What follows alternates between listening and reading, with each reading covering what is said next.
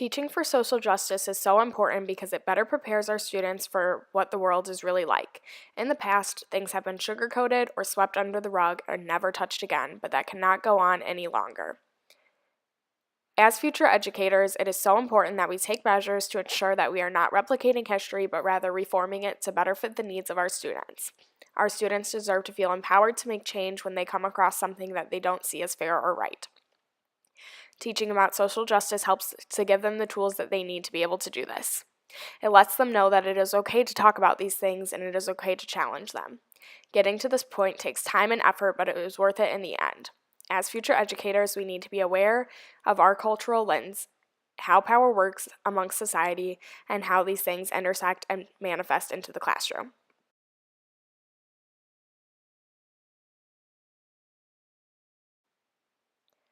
Whether or not you are aware of it, everyone comes with their own cultural lens. This lens is described by Sensory and D'Angelo as being developed from the social groups we are born or developed into. This explanation is really great because it furthers the idea that everyone comes from different backgrounds and they come having different experiences that make them who they are. Your cultural lens glasses represent these individual perspectives and outlooks on things. As a future educator, it is crucial to be aware of your cultural lens and not let it affect the way that you teach or the things that you teach. Being aware of where you stand will help you to eliminate bias in your teaching.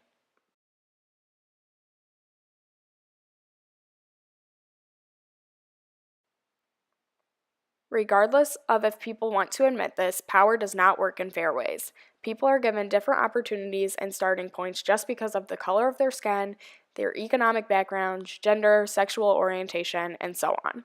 At the beginning of the year, we participated in a scenario where we were given different identities to play out as.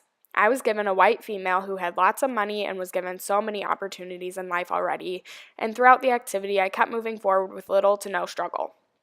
The other characters in the scenario were much less fortunate than I was, and struggled mainly due to things that were out of their control, not because they did not work just as hard, if not harder than I did. This is a prime example of how power is not fairly divided throughout society.